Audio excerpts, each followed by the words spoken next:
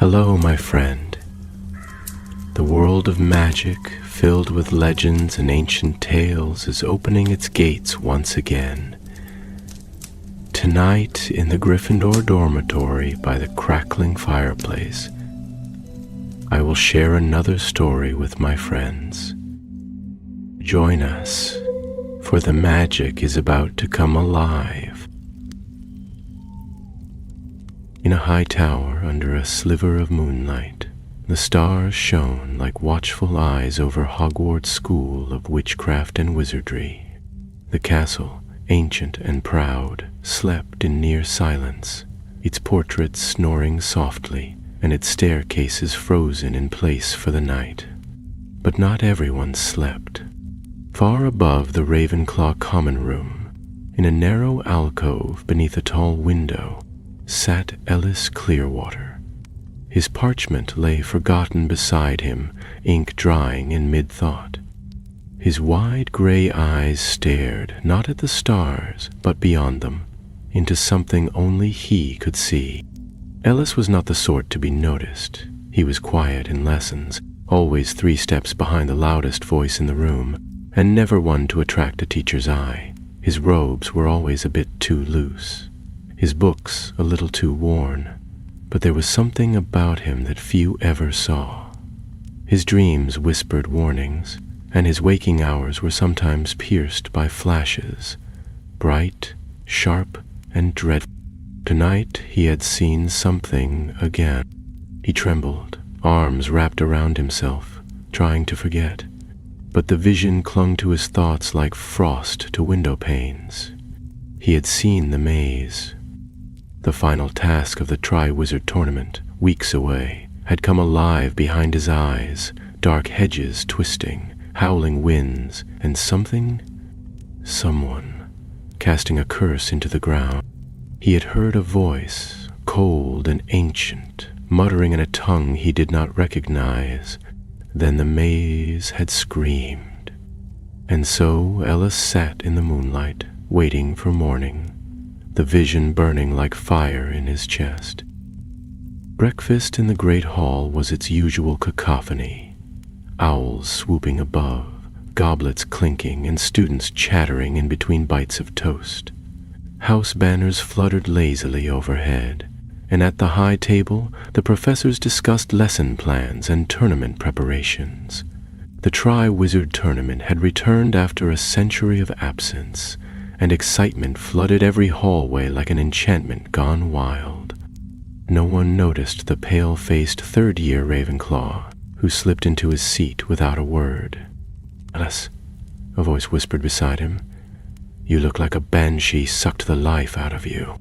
He blinked and turned to see Arlo Bones, a fellow Ravenclaw with a fondness for divination and sugar quills. Arlo was peering at him with genuine concern over his plate of sausages. "I didn't sleep well," Ellis muttered, stabbing a slice of toast. "Another dream?" Ellis hesitated. Telling Arlo was tempting. He had told him things before, smaller visions that had come true. A fallen suit of armor, a surprise quiz in potions, a prank gone wrong in the Hufflepuff dorms. Arlo had believed him, mostly because Arlo wanted to believe anything magical and mysterious. But this was different. "A dream, a vision," Ellis whispered. Arlo's eyes widened. "About the tournament?" Ellis gave the faintest nod. "Something's going to happen. During the last task, I saw someone curse the maze." Arlo leaned in. "Did you see who it was?" "No," Ellis said. "Only a cloak. Dark green, and a snake ring on the hand." "Sounds like a Slytherin," Arlo said, though his voice trembled. Ellis didn't reply. The vision still played behind his eyes. The maze, the curse, the scream. It felt like more than just a glimpse of the future. It felt like a warning. Across the hall, the 4 Tri-Wizard champions sat together at a separate table. Harry Potter, looking weary but alert, Cedric Diggory, noble as ever, Fleur Delacour, graceful and unreadable, and Victor Crumb, brooding as always. None of them noticed the boy watching them with dread. The goblet of pumpkin juice trembled in Ellis's hand. By mid-afternoon, the vision had not faded, and Ellis's anxiety was a wild thing in his chest. He knew he had to tell someone, but who? Professor Trelawney would believe him, but she had once predicted the death of a student's toad and sent 3 others into a panic with false prophecies about cursed shoelaces. Professor Flitwick, kind as he was, would probably recommend a calming draught and a nap, and Ellis didn't dare approach Dumbledore. So instead, he found himself walking alone beneath the castle's shadow, past the greenhouses and the whomping willow, toward the lake's edge. Here the wind whispered secrets in the grass, and the water lapped the shore like a slow, knowing breath. "I need to do something," Ellis murmured aloud. "Talking to yourself." A voice came from behind. Ellis turned sharply, startled, and saw a girl leaning against a tree. She wore Slytherin robes, but none of the arrogance that usually came with them. Her dark eyes were sharp, her black hair tied in a short braid. "Marla Vane," she said. "4th year. I've seen you before. You sit behind me in Charms." Ellis nodded uncertainly. "Ellis Clearwater." Marla raised an eyebrow. "Ah, you looked like someone was chasing you with a bludger. Thought I'd see if you were dying or just brooding." Ellis hesitated. Then, against all better judgment, he said, "I saw something about the tournament." Marla's expression didn't change. "A vision. You believe me?" "No," she said. "But I'm curious. What did you see?" He told her, briefly, carefully. She listened in silence, eyes narrowing. When he finished, she folded her arms. "And what are you going to do about it?" "I don't know," Ellis admitted. Marla tilted her head. "Well, if you're right, someone's planning something dangerous.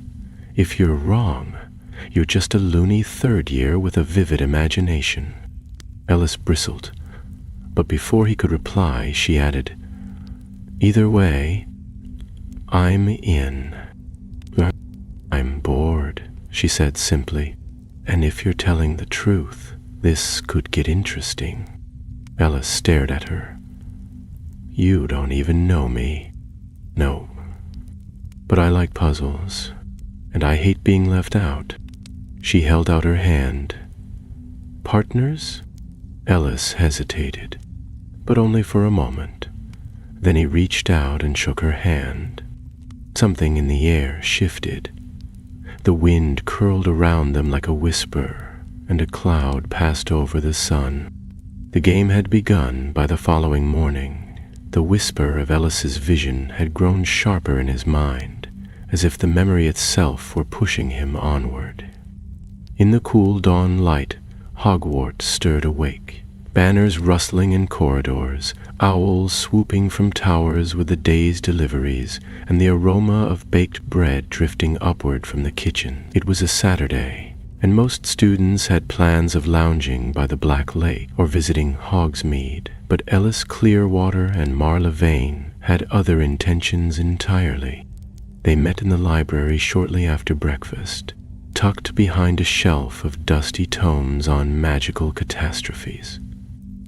Marla had arrived before him, already deep in a volume that described curses powerful enough to bend time and mind alike.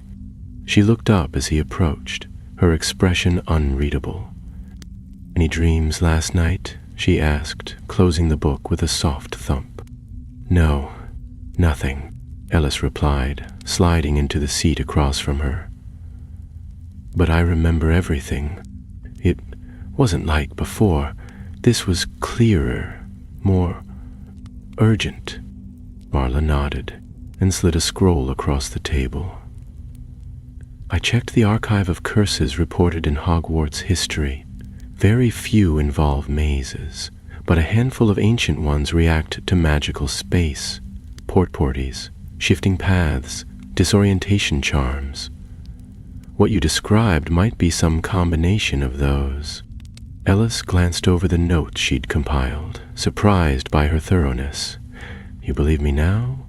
I believe something happened, she replied coolly. And whether it's a vision or just your brain making noise, it's still worth following. If we find nothing, so be it. If we find something, well, we're not exactly Gryffindors, but we might save a life. Ellis smiled faintly, the first time in days. You're not what I expected. Marla smirked. You should expect less.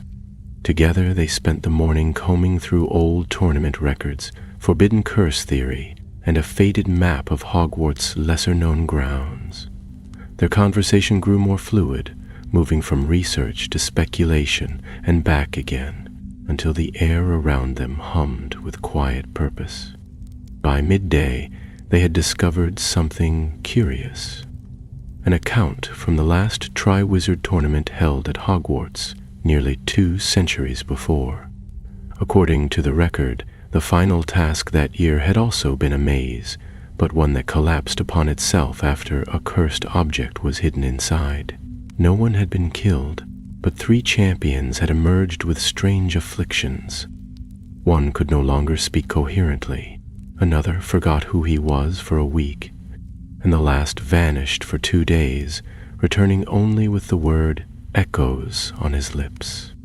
Ellis frowned at the parchment. It's similar, not exactly the same, but close. History repeating, Marla mused, tapping her quill against her lips. Or someone using the past as a guide. They had little time to ponder further. As the sun climbed higher, voices echoed through the library's entrance. Students returning from Hogsmeade, chattering about sweets and joke items and the latest news of the tournament. Marla closed the book with a snap and tucked it under her arm. Let's walk, she said. Too many ears in here. They stepped out into the corridor, joining the stream of students. Marla led them away from the main halls and toward the upper staircases, where fewer lingered. She moved with purpose, and Ellis followed her without question, his heart quickening, not with fear, but with the thrill of action. It was strange, the way she made everything feel slightly more possible. As they climbed, Marla spoke in a hushed tone. If we're right, and someone's planning to sabotage the final task, they've likely prepared something in advance.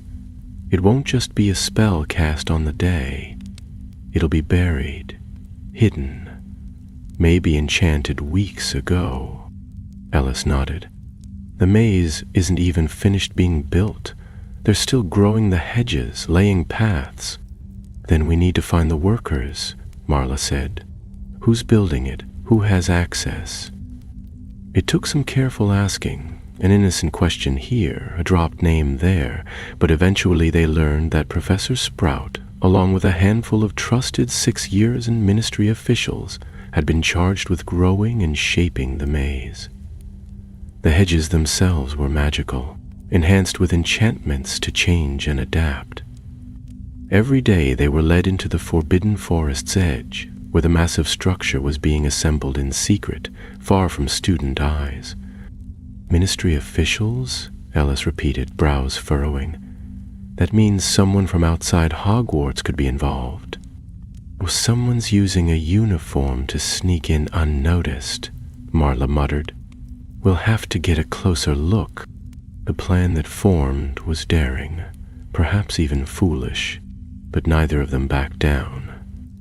That night, under the cover of a thick, creeping mist, they slipped from the castle using a trick Marla claimed to have learned from her older brother, a hidden tunnel behind the statue of Sir Cadogan's horse. It spat them out near the edge of the forest, behind a copse of trees where the grass turned wild and dark. Ellis had never been this far into the grounds at night. The sky above was a blanket of gray clouds, the moon a pale smear. In the distance, the shape of the maze rose like a sleeping beast, high hedges twisting in jagged lines, their tops bristling like thorns. "Come on," Marla whispered, her wand drawn.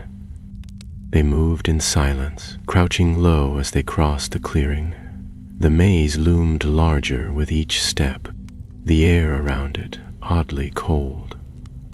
There were voices up ahead, gruff, purposeful, clearly adult. The two crept behind a stack of crates and peered around. 3 figures stood near the entrance of the hedge maze.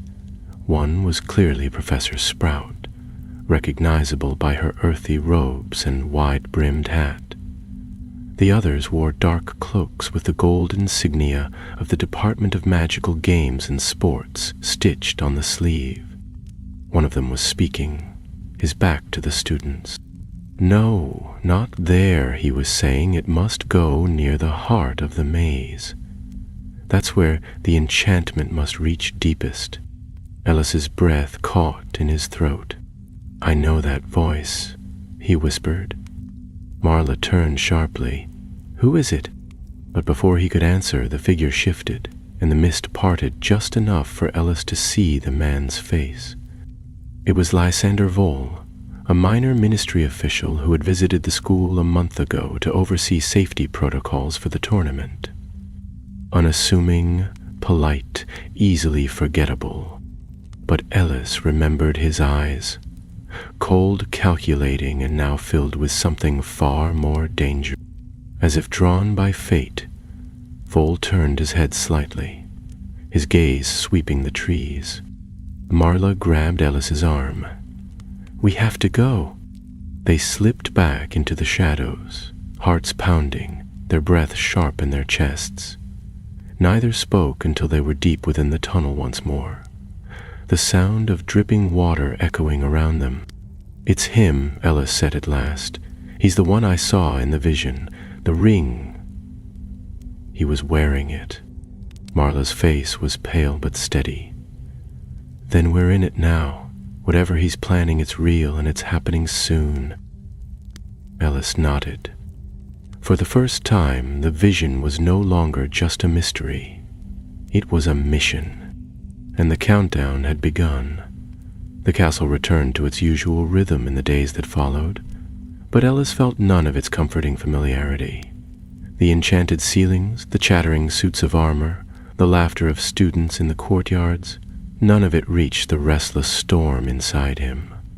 Every morning he watched the maze grow taller on the edge of the forest, a twisting labyrinth of thorny green that seemed to breathe and shift under its own will. The final task was just over a week away.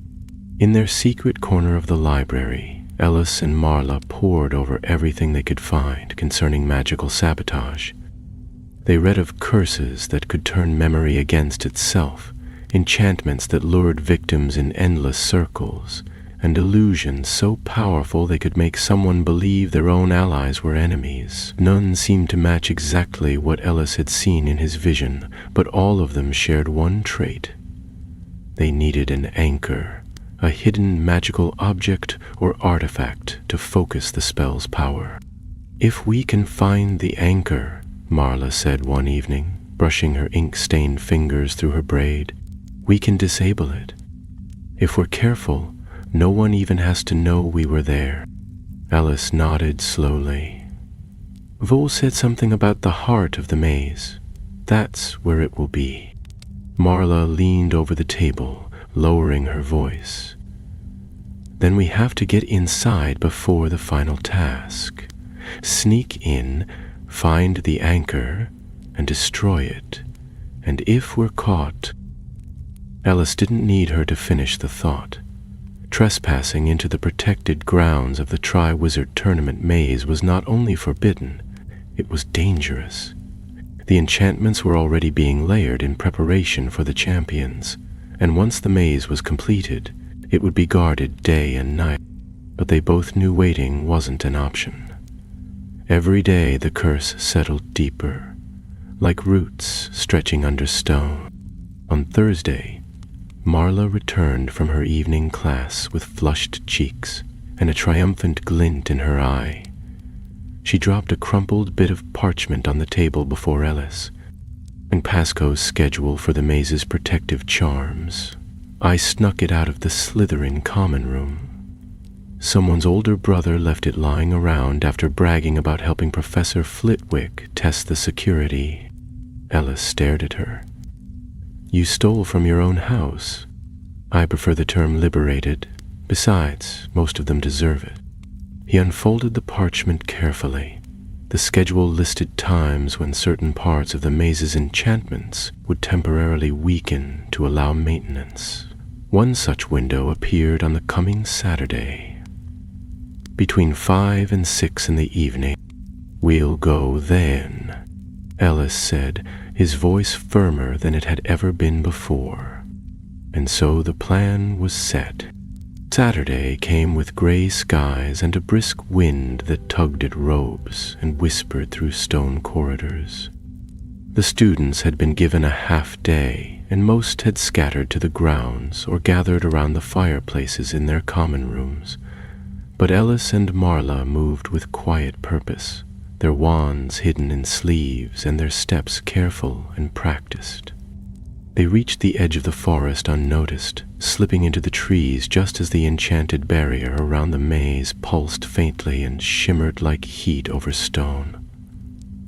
Marla checked the parchment again, then nodded. This is it. We've got an hour. Together they crept forward. The maze was even more daunting up close. Its hedges towered high overhead, thick with leaves that rustled despite the stillness of the air. The path ahead curved immediately out of sight, swallowing light and sound. Ellis hesitated at the threshold, heart pounding. Marla placed a hand on his shoulder. You're not alone. Let's go. They stepped inside. The air changed instantly. The sounds of the outside world vanished, replaced by an eerie silence that clung to the skin. The hedges seemed alive, their leaves shifting and curling inwards as if watching. Ellis led the way, relying on the pull of his vision more than logic. Every twist and turn seemed familiar, each corner, each crooked root stirring some echo in his memory. They passed a narrow corridor where vines hung low like curtains, and another where the path forked into 3 directions. Ellis paused, closing his eyes. This way, he said quietly, taking the left path. Marla followed without hesitation, her wand at the ready. They moved quickly but carefully, whispering Lumos spells when the shadows deepened. Time slipped strangely inside the maze, each moment stretching longer than the last. The hedges shifted subtly behind them, sealing their trail. There would be no turning back. After what felt like an eternity, the path opened into a small clearing, circular and perfectly symmetrical. At its center stood a single pedestal of ancient stone, cracked with age but pulsing faintly with magical energy. Upon it rested an object that seemed at once ordinary and terrible. A glass orb. It was no larger than a snitch, perfectly smooth and filled with swirling silver mist. Ellis felt his breath catch. This was it, the anchor, the heart of the curse. Marla stepped forward slowly. It's a prophecy orb, she said, barely above a whisper. Like the ones kept in the Department of Mysteries, but this one, it's been altered, weaponized. Ellis stared into it. The mist inside coiled like smoke, and within its shifting dance he glimpsed his own reflection, but twisted, aged, eyes blank, and mouth open in a silent scream. We have to destroy it, he said, voice hoarse. Now. Marla raised her wand. Stand back. But before she could cast, a blast of red light struck the ground beside them, scorching the earth. They turned sharply as a figure stepped from the shadows of the hedge. Lysander Vole. His face was no longer mild or forgettable. It was sharp with purpose, his eyes glinting with fury. The snake ring gleamed on his hand, and his wand was already raised. "I wondered who was sniffing around," he said calmly, "but I never thought a pair of children would get this far." Ellis stepped in front of the orb instinctively. "We know what you've done." "You know nothing," Vol snapped, his voice curdling into venom.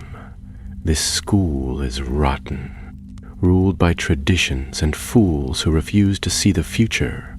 I'm simply helping it evolve." "By cursing a tournament?"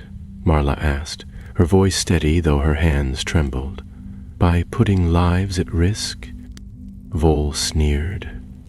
"Sacrifices must be made. The orb shows not what is, but what must be. I've given it power, purpose, and soon, when the maze opens, the champions will lead Hogwarts into a new era." Ellis stepped closer to Marla, voice low. "We can't let him stall. He'll use the orb if we wait." Marla nodded once, barely perceptible. Then, without a word, she dove to the side, sending a jet of blue light toward Vol. He blocked it with a flick of his wand, returning a burst of flame that lit the hedge behind her. Ellis lunged toward the pedestal, heart hammering, wand shaking. "Reducto!" he cried. The curse struck the orb, but instead of shattering, it cracked with a sharp sound like splintering ice. A wave of silver mist exploded outward, knocking all three of them off their feet. Ellis hit the ground hard, the air torn from his lungs. For a moment, everything was light and wind and screaming mist. Then, silence. He opened his eyes to see the orb broken in half, the swirling mist leaking out and vanishing into the air like morning fog. Vol lay unconscious nearby, his wand flung from his hand. Marla was already getting to her feet, coughing and waving the smoke away. "It's done," she said, breathless. "You did it." Ellis sat up slowly, his limbs aching, his heart still pounding. The clearing was still and quiet, the curse unraveling like a spell undone. They had won, but as he stared at the shattered remains of the orb, a thought struck him, cold. The vision had come true, but not as he'd expected. Not a warning. The loop, the wind still warm, the silver mist fading into the air like a dream, dissolving in morning light. The remnants held no more power, no more visions, only silence, and a strange lingering weight in the pit of his stomach. It was still warm, the silver mist fading into the air like a dream dissolving in morning light. The remnants held no more power, no more visions, only silence and a strange lingering weight in the pit of his stomach. Marla crouched beside him, brushing soot from her sleeve as she examined Vol's motionless form. "He's still breathing, probably stunned by the blast.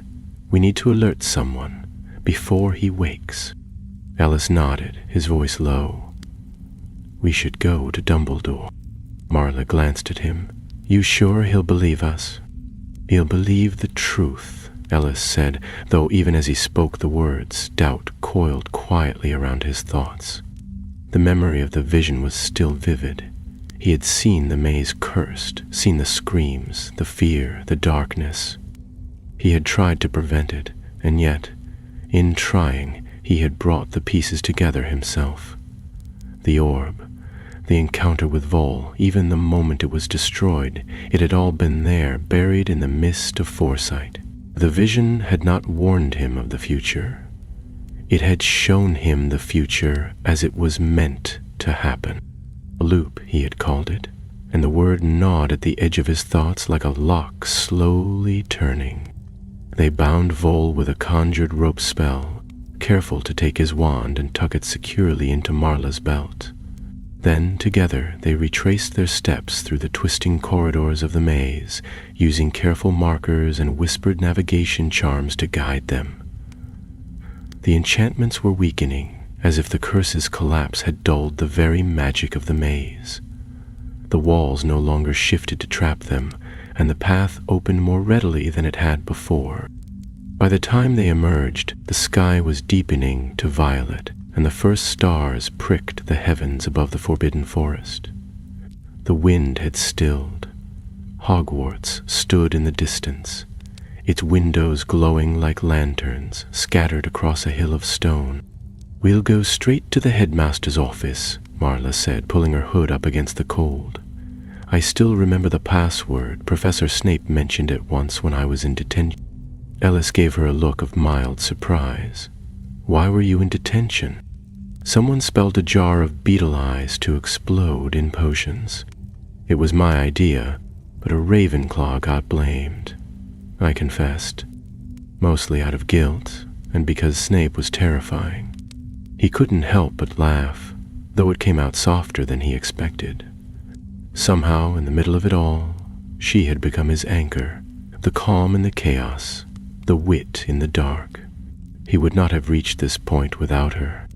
They hurried back across the grounds, dragging Vol's unconscious form beneath a disillusionment charm that made them shimmer like heat haze. It was slow work, and more than once they had to duck behind hedges or statues to avoid passing professors or prefects. But finally they reached the stone gargoyle that guarded Dumbledore's office.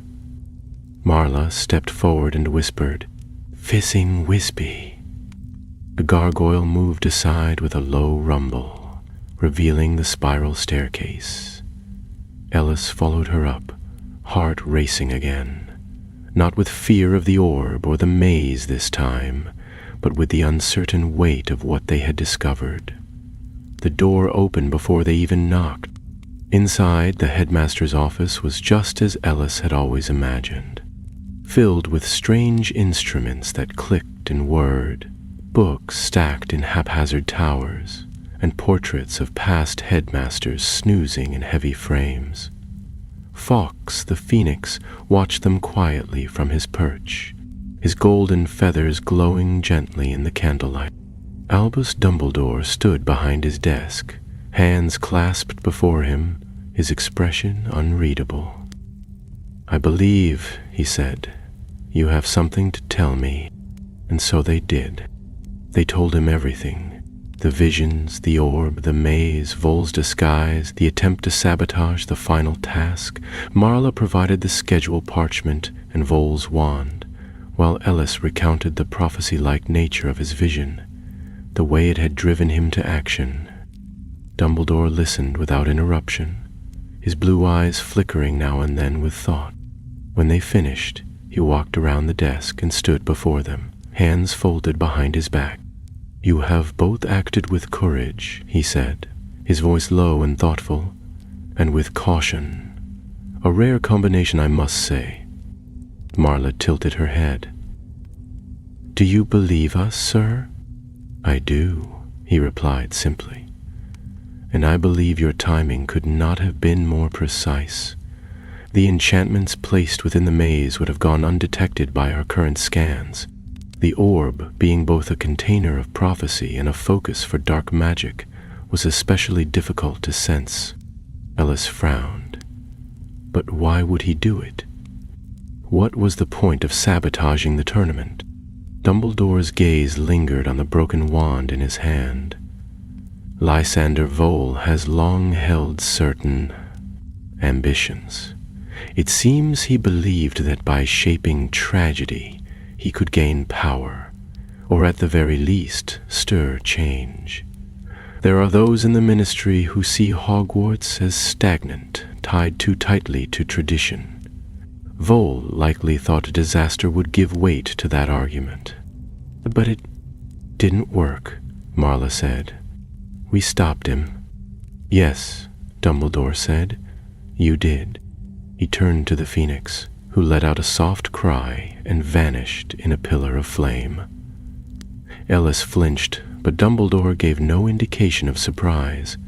Instead, he regarded the two students with a kind of solemn admiration. "I suspect you have questions, Mr. Clearwater," he said. Ellis hesitated. The vision, it was real, but it didn't warn me of something I could stop. It showed me what would happen, and I made it happen. Doesn't that mean I didn't change anything? On the contrary, Dumbledore said, returning to his seat. You made a choice. The vision showed you a future, yes, but the actions you took within it changed how that future unfolded. You may have seen the loop, but you chose the path through it. That is the difference between fate and purpose. Ellis let the words settle, unsure if he entirely believed them, but comforted all the same. As they turned to leave, Dumbledore spoke once more. Miss Vane, Mr. Clearwater, what you did tonight will not be forgotten, nor will it be spoken of widely, for safety and discretion. But know this, Hogwarts is in your debt. They descended the stairs in silence, the halls quiet around them, the candles burning low. Outside, the night had deepened to black velvet, stars hanging like lanterns in the sky. As they reached the corridor that split toward Ravenclaw and Slytherin, Marla paused. You still have the visions? Ellis shook his head. No, nothing since the orb broke. She gave him a long look. Good. One prophecy is enough for a lifetime. Then, with a ghost of a smile, she turned and disappeared down the corridor. Ellis stood alone for a moment longer. The future was unwritten again, and for the first time in days he felt the stirrings of peace. Whatever came next, he would be ready. Sunday dawned pale and cold, with a faint mist curling over the grounds like dragons' breath slinking across stone. The castle stirred slowly, unaware of how narrowly it had escaped disaster. Within its high towers and hidden corridors, students rose lazily, unaware that behind their yawns and murmured plans for the day, the threads of a dark enchantment had only just been unraveled. Ellis awoke to the soft rustle of parchment. Arlo Bones was already up, perched cross-legged on his bed with the Daily Prophet unfolded like a sail in his lap. He glanced up as Ellis sat upright and rubbed sleep from his eyes. You won't believe this, Arlo whispered, his voice filled with a mixture of awe and suspicion. Some ministry official's been arrested. Lysander Vole says here he was caught trying to interfere with the Triwizard Tournament. The ministry's keeping it quiet, but the Aurors are involved. Ellis blinked, feigning surprise as he reached for his dressing gown. What for? Doesn't say, Arlo muttered, squinting at the article. Only that Dumbledore turned him over to the Department of Magical Law Enforcement late last night. They're calling it a preventive measure. Sounds fishy to me. You think it's got something to do with the maze? Could be, Ellis said carefully. But if they're not telling the whole story, maybe we're not meant to know. Arlo huffed. Hiding things never ends well. Ellis said nothing more. His thoughts were already miles away, tangled with memory. He dressed quickly and slipped down to the common room, where a few early risers lounged near the fireplace, some exchanging chocolate frog cards, others reading quietly. The air smelled of parchment, cinnamon, and old books. It should have been comforting, but something was missing. The absence of visions left an unexpected emptiness behind. For weeks, Ellis had been burdened by glimpses of the future, twisting shadows, flickering lights, echoing screams. And now, there was silence. Not a peaceful quiet, but a stillness that felt unnatural, as though something within him had gone dormant. He wandered the castle for a while, letting his feet carry him without thought. He passed through the entrance hall, where Filch was grumbling about muddy footprints, and up to the third floor, where sunlight spilled through tall windows and golden shafts. As he turned a corner near the charms corridor, A voice caught his ear. Clearwater. He turned to see Marla leaning against the archway of a side passage, arms crossed, her expression as unreadable as ever. She gestured for him to follow. They stepped into the corridor together.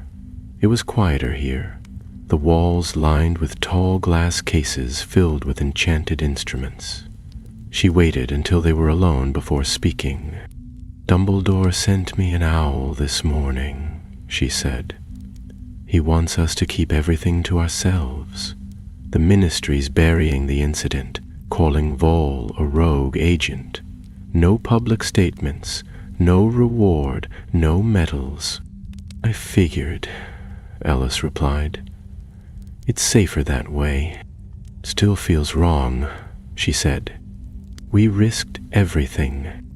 We stopped something worse." Marla nodded slowly. "I suppose that has to be enough." They stood in silence for a moment. The castle creaked softly around them, the walls alive with unseen magic. Then she turned to him, her eyes sharper than before. "You haven't had another vision, have you?" "No," he said. "Nothing since the orb." Her gaze lingered a moment longer. "Maybe it's over then. Maybe that was the only one." "Maybe," Ellis agreed, though he wasn't sure. Something about the way the orb had broken, the way the silver mist had vanished into the air. It didn't feel like an ending. It felt like a door being closed and another creaking open somewhere else. Marla gave a soft sigh and pushed off from the wall. "Well, whatever happens next, I hope it's less dramatic. I've had enough maze diving and prophecy orbs for one term." She started down the corridor, then paused and looked back over her shoulder. "If you ever see anything again," she said, "don't wait so long to tell someone." Ellis managed a small smile. "Next time, I'll bring a banner." She snorted, then disappeared around the corner.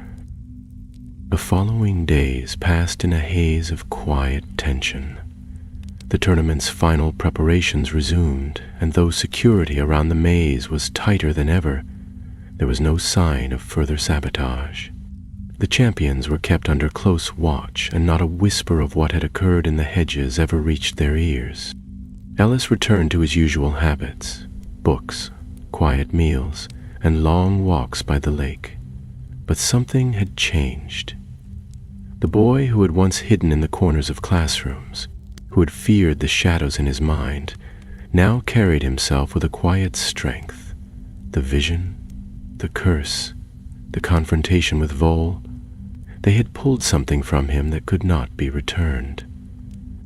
One evening, as he sat alone beneath the stars near the astronomy tower, he thought back to the night of the vision.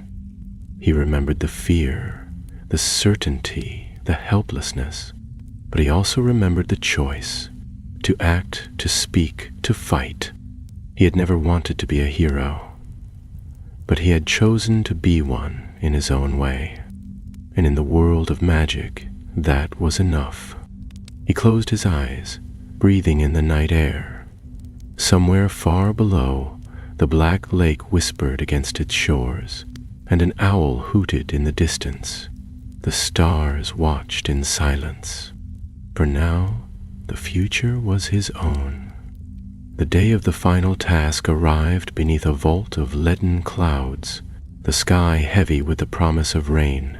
Students gathered in murmuring clusters, their robes whipped by sharp winds as they made their way across the grounds toward the edge of the forbidden forest.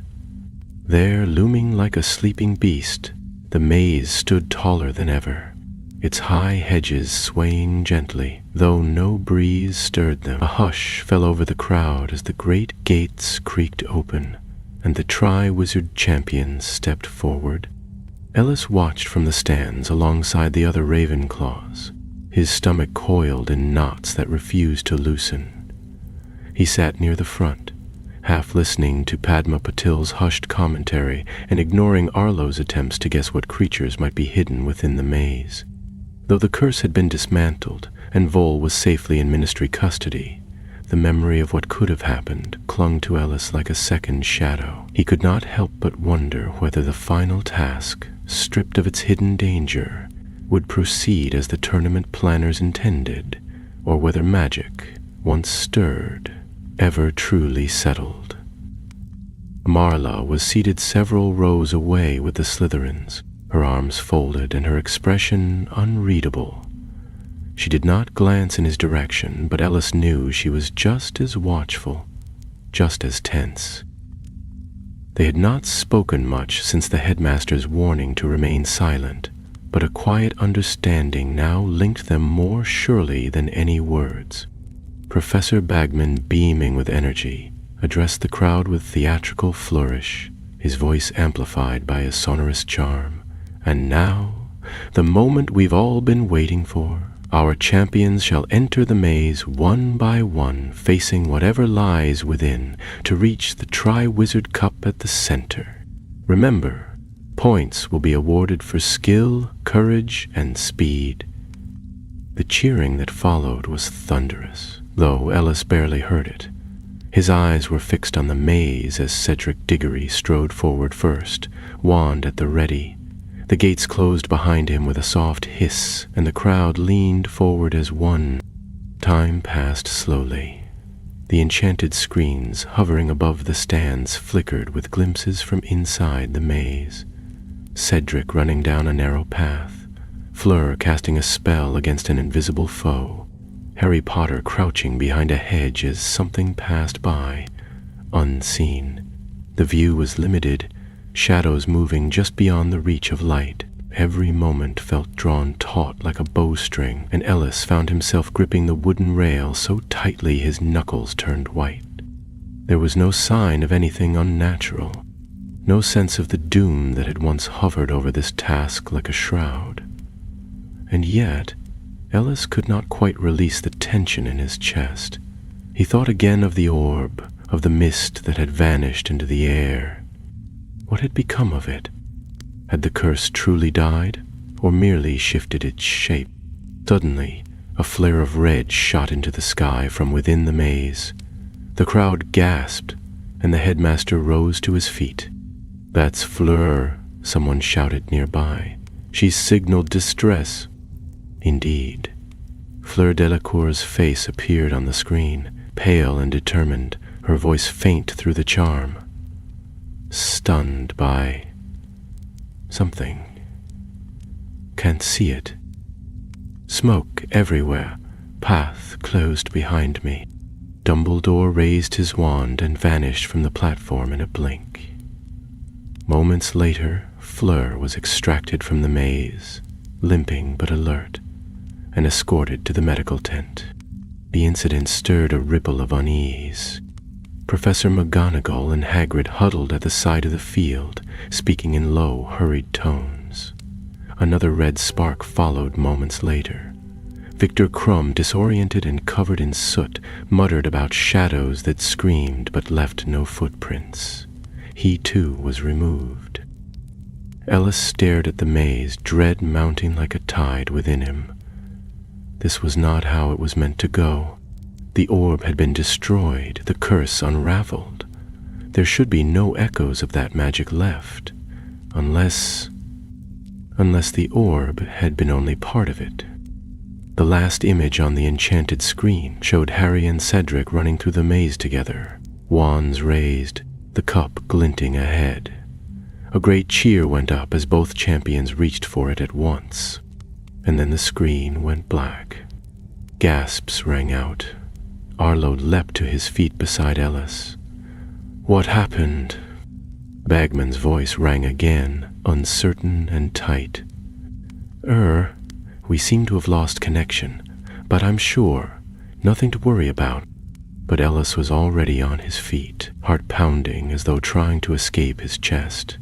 He looked across the stands and met Marla's eyes. She, too, had risen, lips pressed into a hard line. Something was wrong. Very wrong. Moments later, the air split with a thunderclap, and the Triwizard Cup reappeared at the center of the maze. Alone. Both champions were gone. For several seconds, no one moved. Then Dumbledore appeared beside the cup, his expression grave. He touched the handle with his wand, muttered an incantation, and closed his eyes. The silence deepened until it seemed the whole of Hogwarts held its breath. Then, without warning, there was a rush of sound, shouts from the far edge of the stands, a scream, and a sudden ripple of motion as a figure stumbled into view. Harry Potter. He collapsed at Dumbledore's feet, Cedric's lifeless body beside him. Panic erupted like wildfire. Teachers dashed forward, students cried out, and Bagman's voice broke off into stammers before falling silent entirely. Ellis watched it all unfold with a hollow, sinking feeling. His hands were ice. The loop, he thought. The loop wasn't about the maze. It wasn't about Vol. The vision had ended, but the future had still found its way through. He turned and pushed through the crowd, ignoring Arlo's questions and the whispers that now flooded the air. He needed to find Marla. They had thought they had seen the end, but it had only been the beginning. The orb had shattered, yes, but something darker had been released in its place, something older, waiting, watching. And now it had returned. The castle was no longer still. Hogwarts, so often filled with the comforting hum of daily magic and the laughter of its young witches and wizards, now seemed to pulse with a different kind of energy, frantic, fearful, and sharp. The hour following Cedric Diggory's death passed in a blur of whispers and sobs, of professors moving swiftly through corridors and students herded back to their common rooms. No explanations had been given, but the truth hung in the air like storm clouds heavy with rain. Something terrible had happened, something that no silencing spell or ministry decree could hide. Ellis sat by the common room window, staring out across the grounds where the maze still loomed, dark and untouched. His classmates were clustered in quiet groups nearby, voices low and uncertain. Arlo had spoken to him twice, but Ellis had barely answered, and at last his friend had wandered away to speak to Padma, who was already weeping into her sleeves. The fire crackled, but no one added logs. The air was thick with questions, and Ellis knew most of them would remain unanswered. He closed his eyes. The vision had ended with the destruction of the orb, but the future it had shown had not been erased. It had simply changed shape.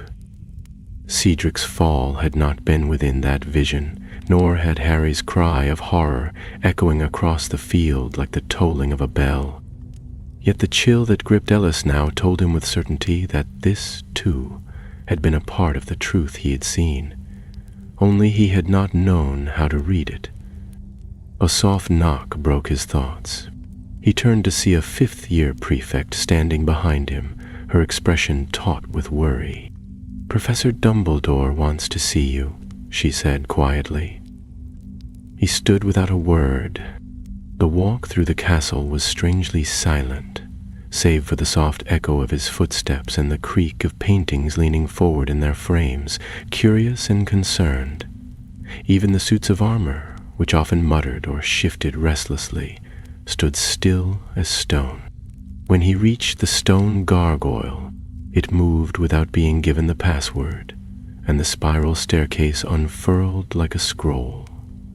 The door to the headmaster's office was ajar, and Dumbledore was waiting within, not behind his desk, but beside the tall window, watching the horizon where the forest met the sky. "Come in, Ellis," he said without turning. Ellis stepped through, heart pounding. Fawkes, the phoenix, sat solemnly upon his perch, tail feathers dim, his head bowed.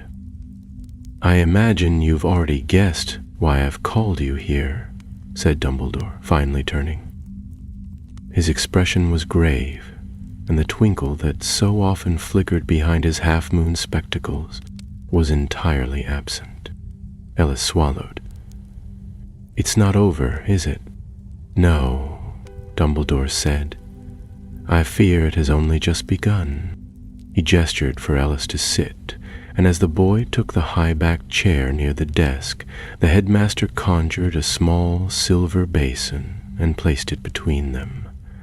The surface of the water within it gleamed like starlight. "Pensieve," Dumbledore said softly.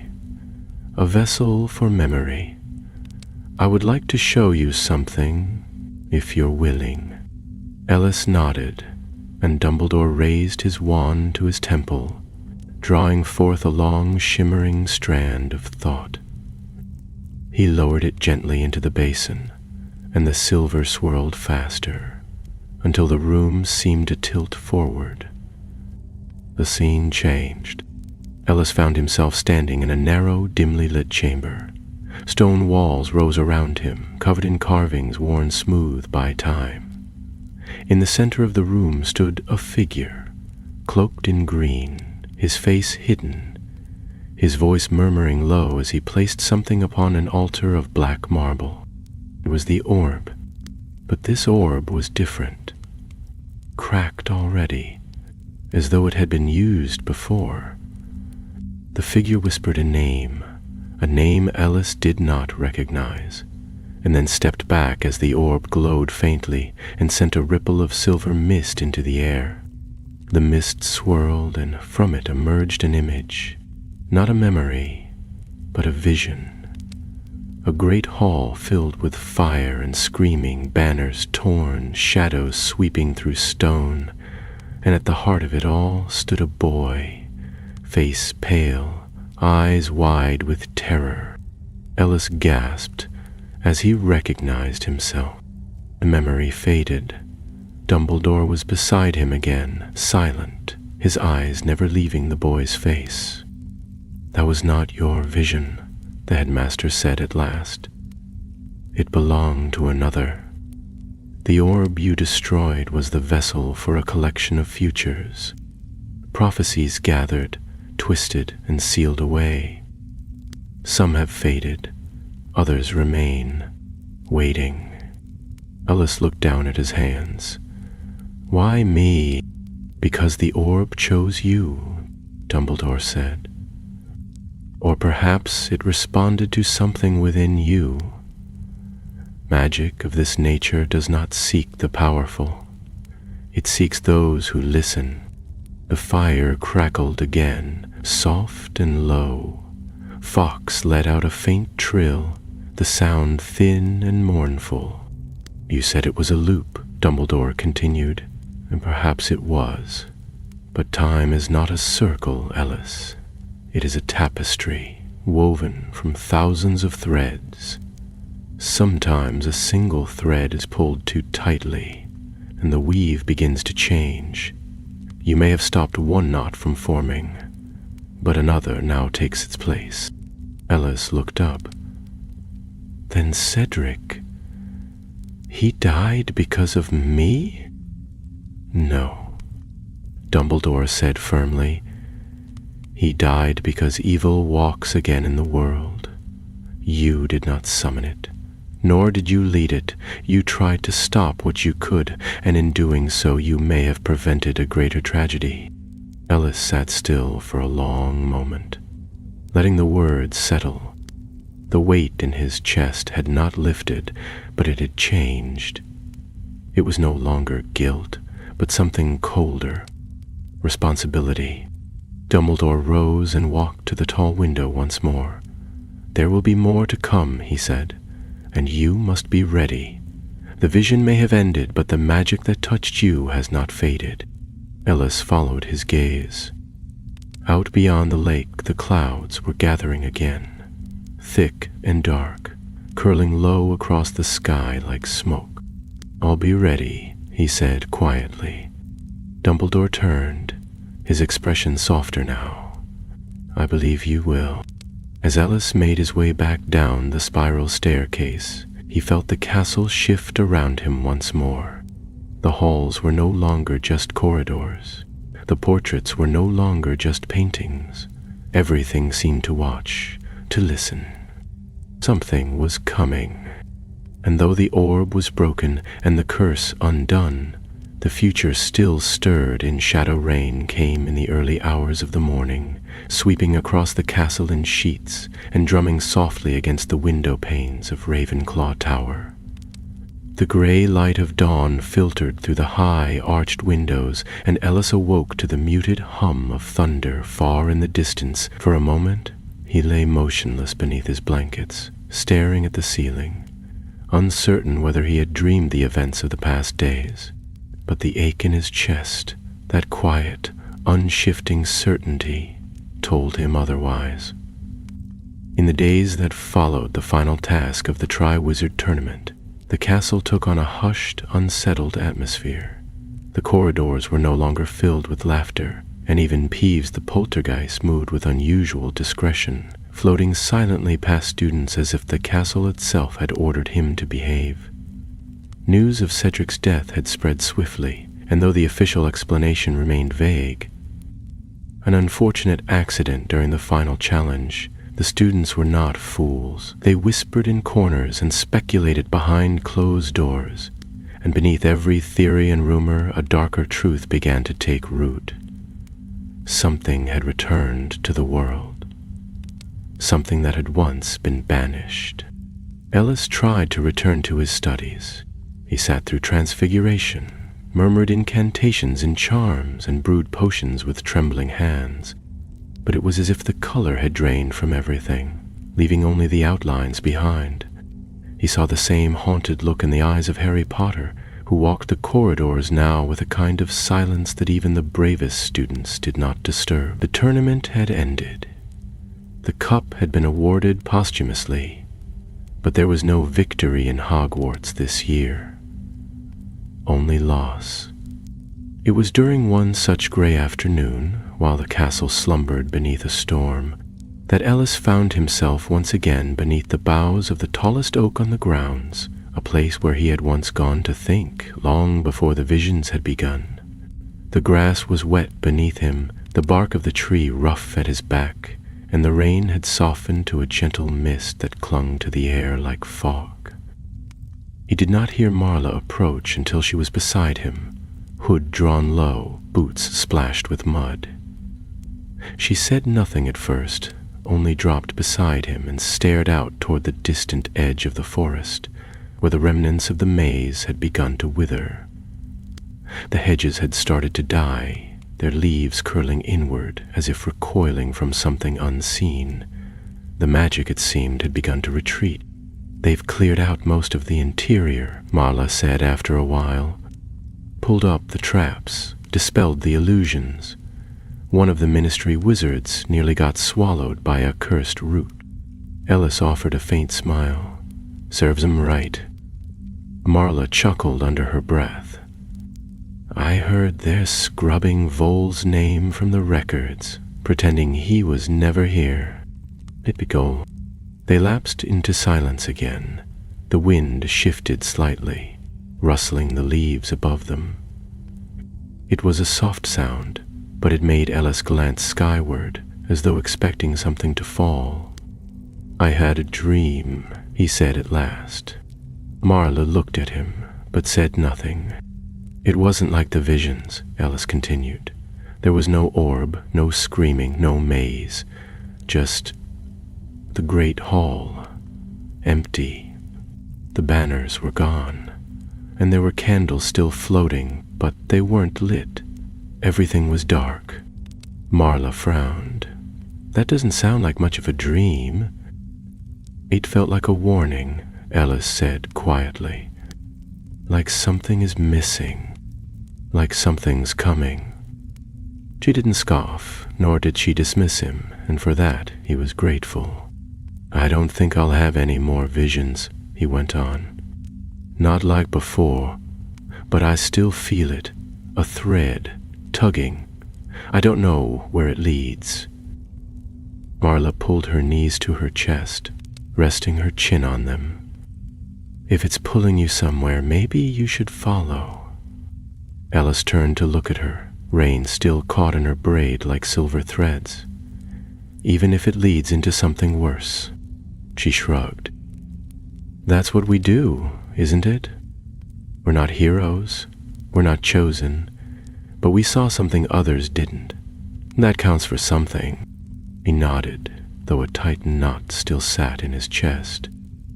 The future was a shifting thing, no longer bound to the shape he had once seen, and perhaps more dangerous for it. But he could not forget the way the orb had cracked, the mist that had vanished into the sky, the chill that lingered even now. Something had passed from that cursed object into the world, and it was still out there. As the rain began to fall again, heavier this time, Ellis stood. The threads had not finished weaving. Whatever tapestry lay ahead, he would not turn from it. He turned to Marla. I'm going to find out what it was. She raised an eyebrow. You're not planning to wander into the Department of Mysteries, are you? Not yet, he said, half smiling. But I'm going to find out where the orb came from, who made it, what else it might have left behind. Marla stood beside him, brushing droplets from her robes. Then I suppose you'll need someone who knows how to break into places. Alice blinked. You'd come? Marla gave him a look that made it clear the question was unnecessary. You think I'm going to let you go, chasing ancient prophecies on your own? Please. And in that moment, standing beneath the oak as the rain fell and the wind stirred the dying leaves, Ellis felt something shift inside him, a new beginning not just for him, but for whatever came next.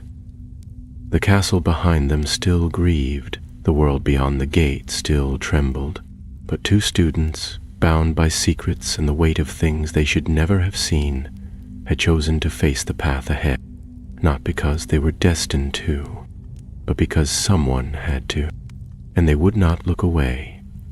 As summer crept ever closer and the days grew longer, the castle did its best to return to something resembling normal. Lessons resumed in full, though they carried a weight they had not borne before, and exams loomed in the near distance like a gathering storm. The greenhouses buzzed with the sound of flutterby bushes in bloom, and owls came and went with letters from home. Yet beneath all the usual routines of school life, there ran a quiet current of unease. It was felt in the way the teachers watched the corridors with sharper eyes, in the way the prefects lingered longer at their patrols, and in the strange silence that still hung over the Gryffindor table every time someone spoke Cedric Diggory's name. Ellis no longer walked the halls lost in his own thoughts. He had begun to notice things, glances exchanged in corners, whispers that cut off as he approached, professors speaking with one another in hurried tones behind closed doors. The castle, he had learned, was never truly quiet. It listened, and lately it had been listening very closely. Marla had taken to meeting him each evening in the shadow of the library's forgotten wing, a section rarely visited even by the most desperate of students, and filled with old tomes on wand lore, magical theory, and histories that had long since been deemed too obscure or unuseful to occupy the main shelves. It was here that they began their research into the origin of the orb, guided only by what little Ellis had seen in the vision Dumbledore had shared. I don't understand how something like that ended up inside the school, Marla said one evening, her voice low as she flipped through a book bound in cracked dragon hide. If it was tied to prophecy magic, it should have been protected, sealed in the Department of Mysteries, not buried in a hedge maze. It wasn't prophecy magic, Ellis replied, his eyes scanning a passage on forbidden divination. Not completely. It was something older, something that used the form of prophecy but twisted it, like it was trying to grow roots in the future. Marla arched a brow. You've been reading too much Trelawney. I'm serious, Alice said, sliding the book toward her. Look, this passage mentions an ancient branch of magic, practiced in the early days of magical Europe. Seers who didn't just see the future, but tried to plant themselves within it. They created objects, foci, that would carry fragments of fate forward, so their visions could continue after they died. Marla frowned. Living prophecies? Sort of. They weren't really alive, but they weren't just memories either. More like anchors. If someone touched one, if they had the right magical resonance, it could pull them into a vision. Not a message, but a moment. And once that thread was caught, you couldn't let go, she finished softly. Alice nodded. They sat in silence for a while, the only sound the slow rustle of pages and the creaking of the shelves.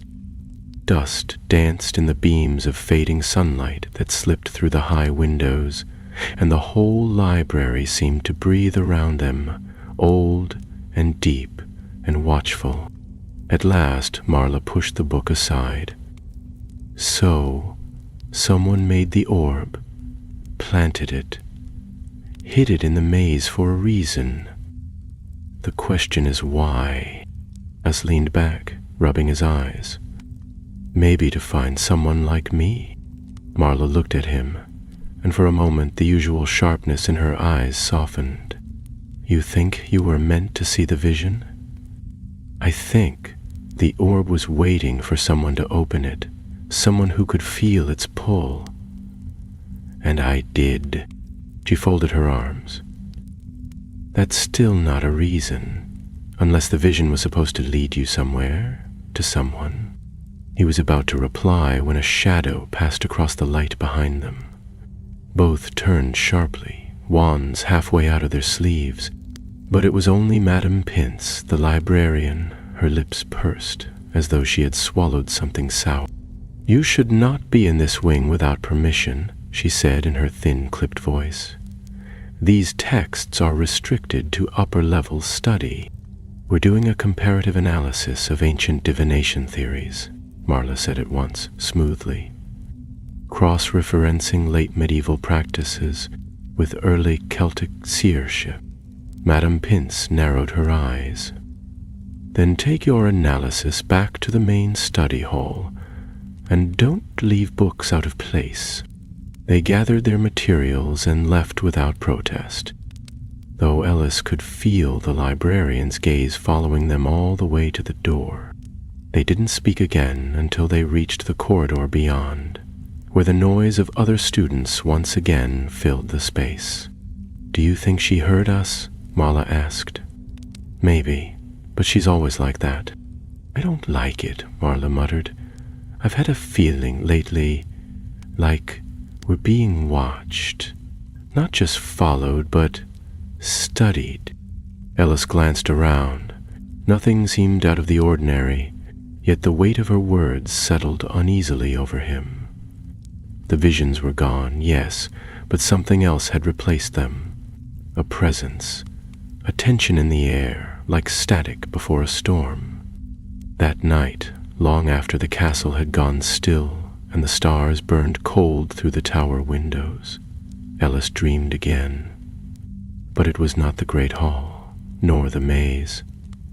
This time he stood in a long corridor lined with mirrors, each one showing not his reflection, but moments, glimpses of things that had never happened.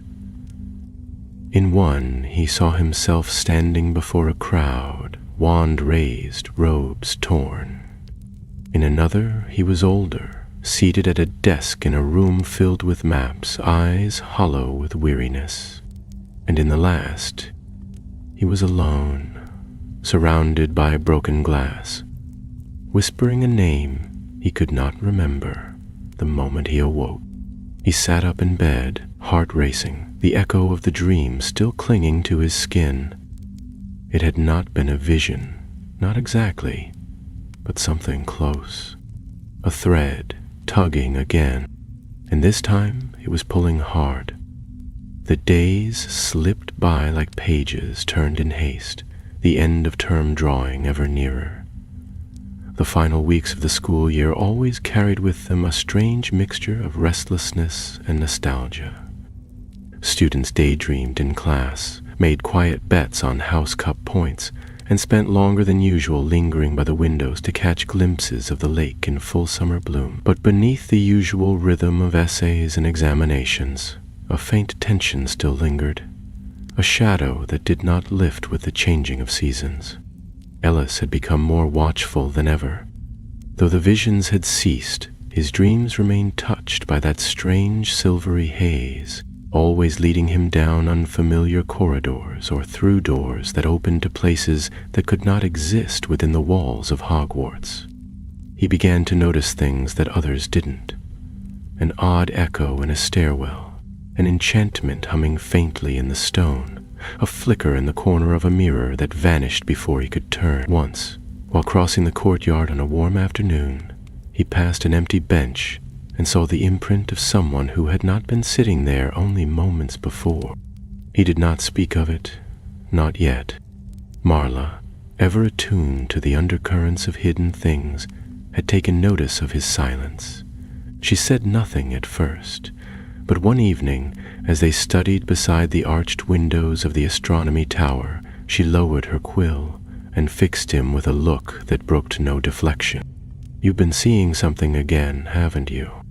Ellis hesitated, fingers tracing the spine of the book he hadn't touched in the last half hour. "Not visions, not like before. Dreams, maybe. Echoes." Marla leaned forward. "Tell me." He glanced around. The tower was nearly empty save for a pair of third years snoring quietly over their star charts. And then he spoke in a voice just above a whisper. "There are places I keep seeing, rooms I've never entered, corridors with no doors, always mirrors, always a voice I can't hear. It's not just memory, it's like something is trying to remind me of something I never learned." Marla's brow furrowed. "You think it's connected to the orb?" "I think it's what came after," he replied. "The orb was a vessel, but not just for one vision. It was part of something larger. Maybe it was broken to keep it contained, or maybe it was only ever meant to be the beginning." Marla leaned back slowly, the candlelight catching the green in her eyes. "There's a theory. One I read last year while researching binding spells. Some witches believed the mind could become a conduit for unfinished magic. If a powerful enchantment is shattered but not released properly, it finds a host, a place to settle." Ellis met her gaze. "You think I'm the host?"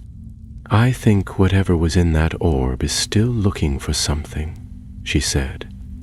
"And it may be using you to find it."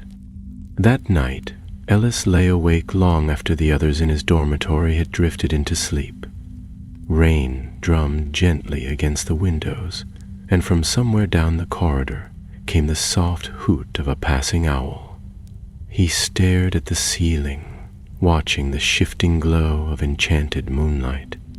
His thoughts wandered back to the Department of Mysteries, the great sealed room whispered about in classes, but rarely mentioned in truth. If there were more orbs, more visions sealed away, that would be the place to find them.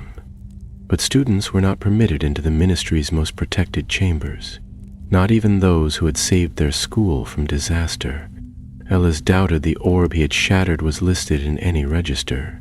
Someone had gone to great lengths to hide it, bury it where no one would find it until the time was right.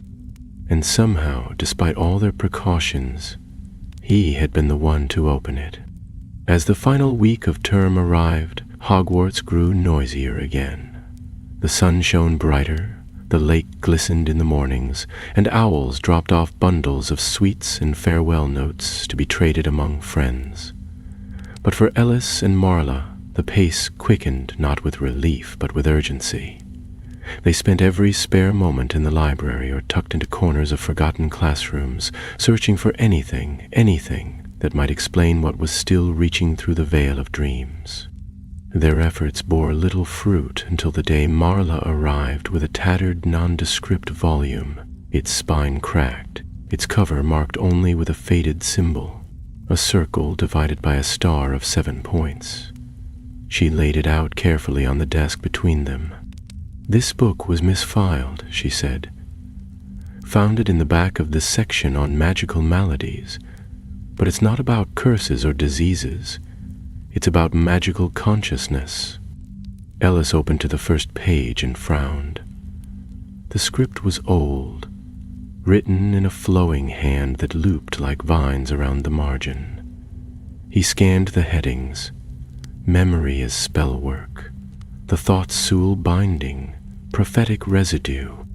The words rang like a bell deep within his chest. "Listen to this," he said, pointing to a passage halfway through. "Certain forms of magic, particularly those tied to future sight or soul work, may leave behind an imprint, not of spell, but of will. These remnants, if left untethered, may attach themselves to a compatible mind, using it to shape a new path, to find what was once sought and never found." Marla tapped the page. "That's you." Ellis felt the hairs on his arms rise. "If this is right, then it's not just a curse or a vision. It's a piece of something unfinished, a piece of..." Marla looked at him gravely. "Then the question isn't what the orb wanted to show you. It's who." Ellis swallowed. The air seemed heavier, as if the castle itself had drawn breath and now waited for an answer.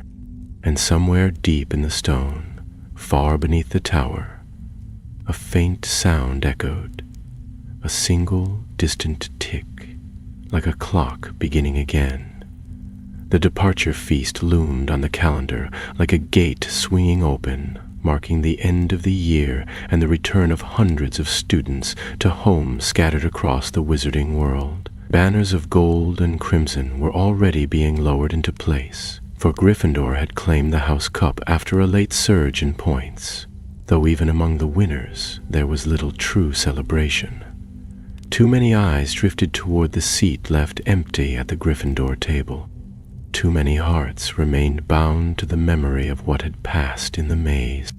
Ellis wandered the corridors with a quiet purpose, his thoughts turning not to the coming train ride, nor to the packing still left undone in the Ravenclaw dormitory, but to the book Marla had discovered, and the lingering echo he now carried like a forgotten tune. There were things he had not yet said aloud, not even to her, and though it weighed heavily on his chest, he could not bring himself to speak of them, not until he understood.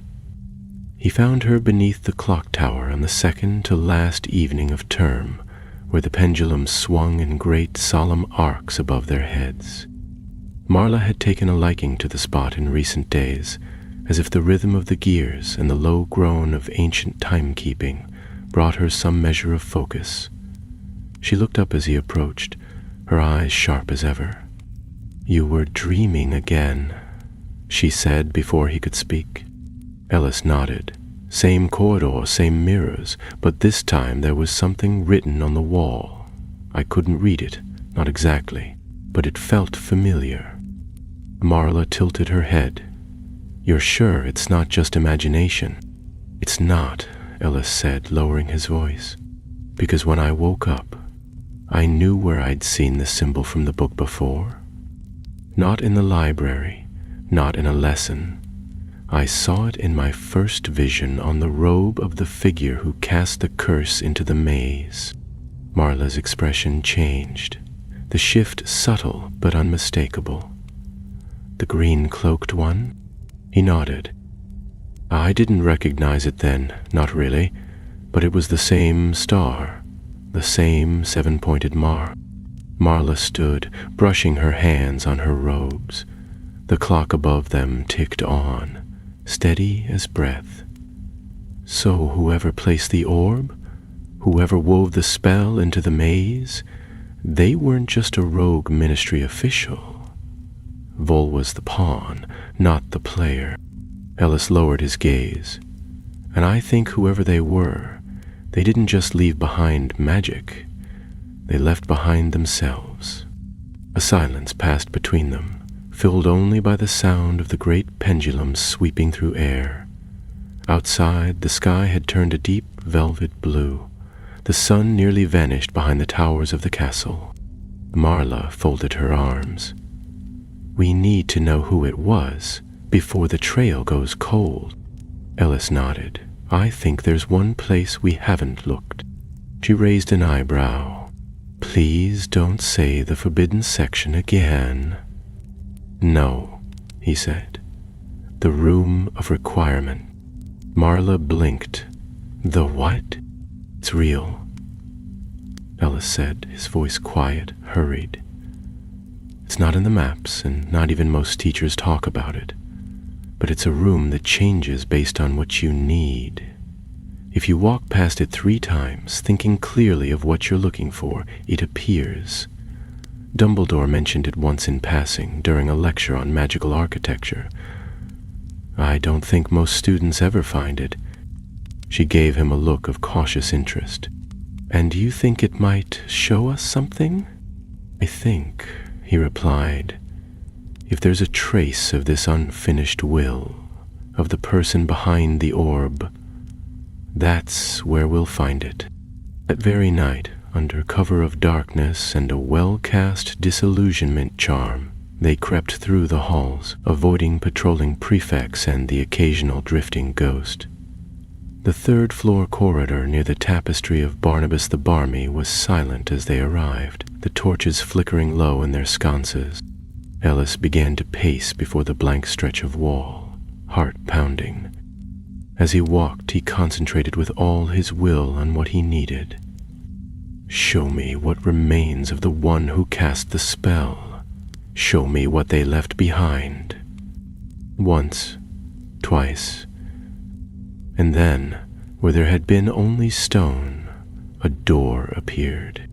They exchanged a glance, then Marla pushed it open.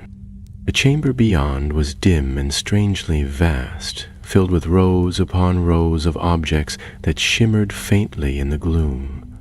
Lost things, forgotten things, broken and cast aside, books with no titles, wands split at the core, cloaks, portraits, bottles of swirling dust.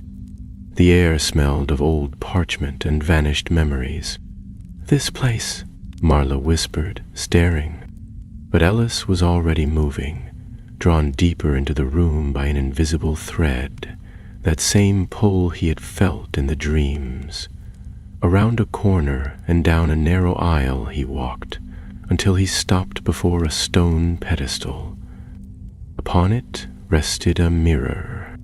It was small and circular, no more than the size of a dinner plate, framed in black metal that seemed to shift slightly, as if it did not quite belong to this world.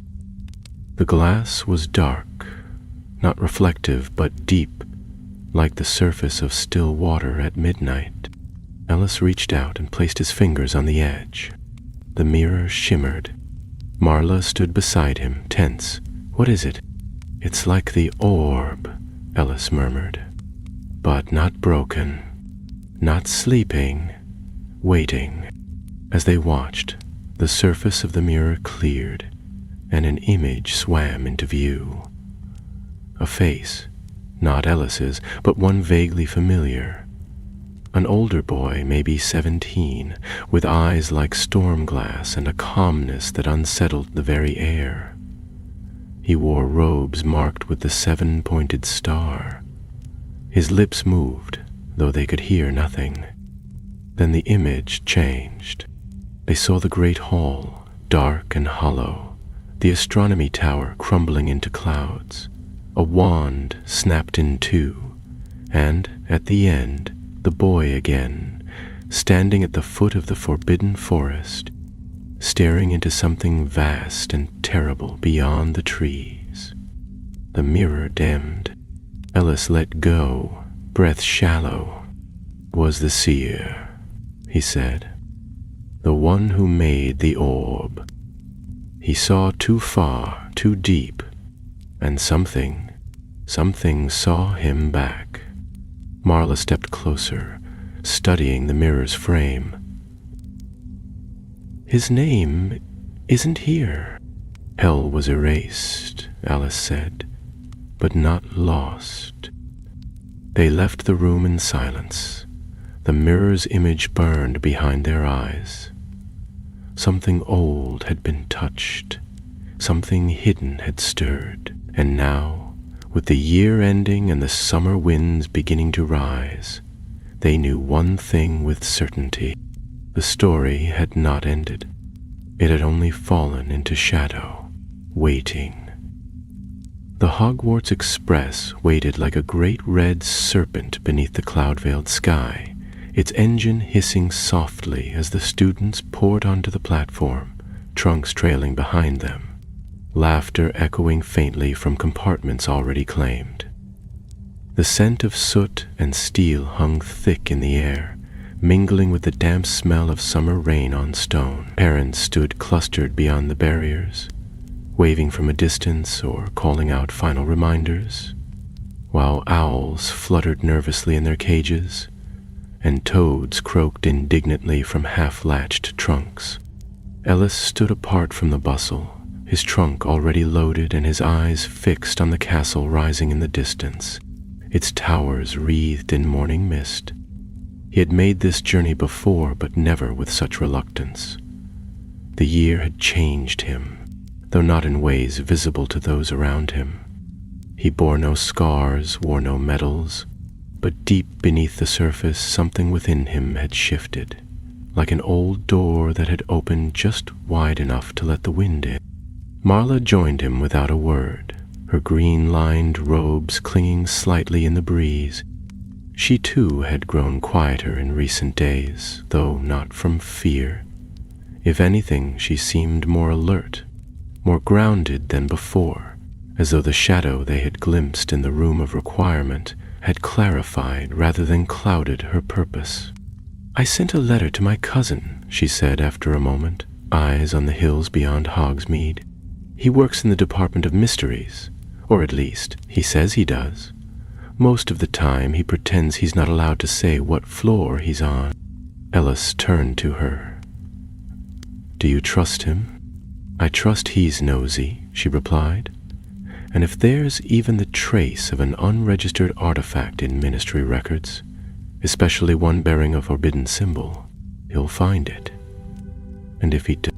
Marla's gaze didn't waver. "Then we start pulling threads until the whole tapestry comes down." The whistle shrieked once, long and low, and students began boarding in earnest. Alice hesitated, then stepped forward, climbing the steps into the train with the strange certainty that this departure marked not the end of anything, but the beginning of something far larger. They found an empty compartment near the rear of the train, one that faced out over the tracks winding away from the station. The landscape blurred slowly into motion as the train began to pull forward, wheels clacking with mechanical rhythm. Marla sat by the window, her arms crossed, while Ellis took the opposite seat, his satchel tucked beneath his legs and his thoughts already adrift. "Do you think the mirror will still be there next year?" he asked quietly, his fingers tracing the spine of a book he hadn't opened since the last visit to the library. "I think the room gives what's needed," Marla said, "and if someone else needs it before we return, it might not show itself again, but mirrors leave impressions." Ellis nodded slowly. There was something familiar about that boy's face, like I'd seen him in a dream long before I found the orb. "Maybe you did." The train surged forward through valleys and fields, steam trailing behind like a tattered flag. Outside the window, trees blurred past in green and brown, and beyond them, the sky remained heavy with clouds that refused to part. Ellis leaned back, letting the rhythm of the train settle into his bones. His mind wandered to the boy in the mirror, the strange calm in his eyes, the way the forest had seemed to wait for him, The images had not been prophecy, not in the way divination taught it. They had been memory, perhaps, memory buried so deep it had changed shape. Or they had been something stranger still, echoes of another path, a version of the future that had tried, desperately, to survive its own unraveling. "Do you ever wonder," he said, "how much of the future is already written?" Marla glanced sideways. "Not really." He smiled faintly. "Why not?" "Because I don't care what's written, I care what we do about it." For a while, neither of them spoke. The compartment rocked gently with the motion of the train, the low hum of conversation and footsteps carrying faintly from the corridor outside. A trolley witch passed with a cart of sweets, and Ellis bought a packet of treacle tart for old time's sake, though he barely touched it. He was too caught up in the question that would not let go. What had the seer seen? And why had he left his vision sealed away, buried beneath hedgerows in misdirection, rather than revealed to the world? As the sun broke through at last near the edge of the moors, Ellis rose and opened his satchel. He pulled free the faded volume Marla had uncovered, the one marked with the 7-pointed star, and turned to the final pages. Much of the text there had been damaged, scorched by what looked like spellfire or stained by something older than ink. But one fragment remained legible, scrawled in a hand more hurried than the rest. Not to preserve, but to delay. Not to warn, but to guide. The seer walked beyond the veil, not to escape, but to return by other means. And in the one who sees, the thread is taken up again. The mirror shows not what is, nor what must be, but what waits, curled in shadow. He read the passage twice, then closed the book and looked out at the passing world. The seer had left something behind, a piece of himself bound in spellwork so old that even the unspeakables had no name for it. And now that fragment had touched Ellis, woven itself into his dreams, his thoughts, his path. The boy in the mirror was more than a ghost of the past. He was a message, a map, and the forest that had waited in the final image. The dark place beyond the edge of the known world. It was real. "I think we need to go there," Ellis said aloud, not turning from the window. Marla looked up from the small leather journal she had begun to fill with notes and sketches. "To the forest?"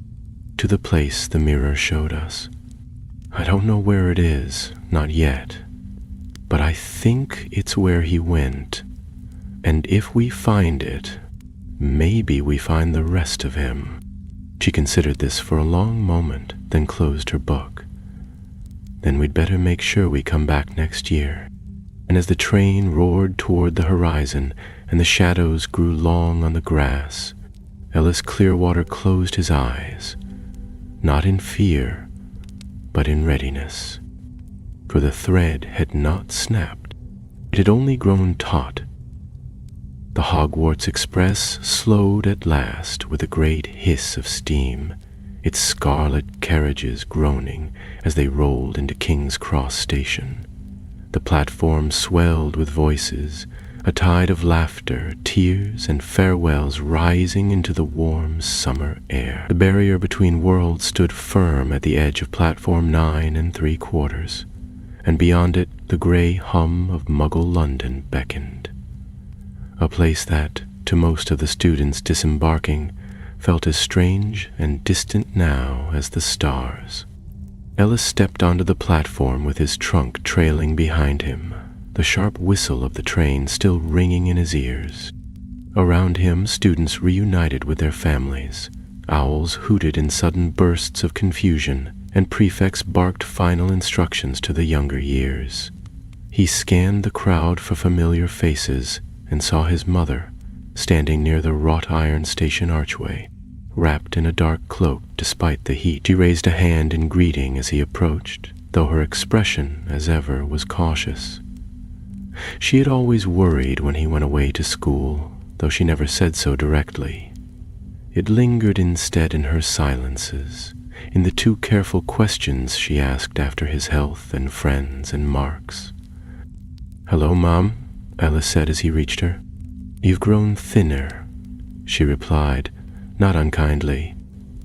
"Are you well?" He hesitated, then nodded. "Well enough." She studied him for a moment, her gaze sharp and searching, but said no more. Together they walked through the barrier into the world of bricks and concrete, of lorries and lamplight, of people who had no idea that just a few feet away a boy had carried the echo of a forgotten seer through a hedge maze once cursed by magic older than memory. Marla appeared at his side before they reached the cab.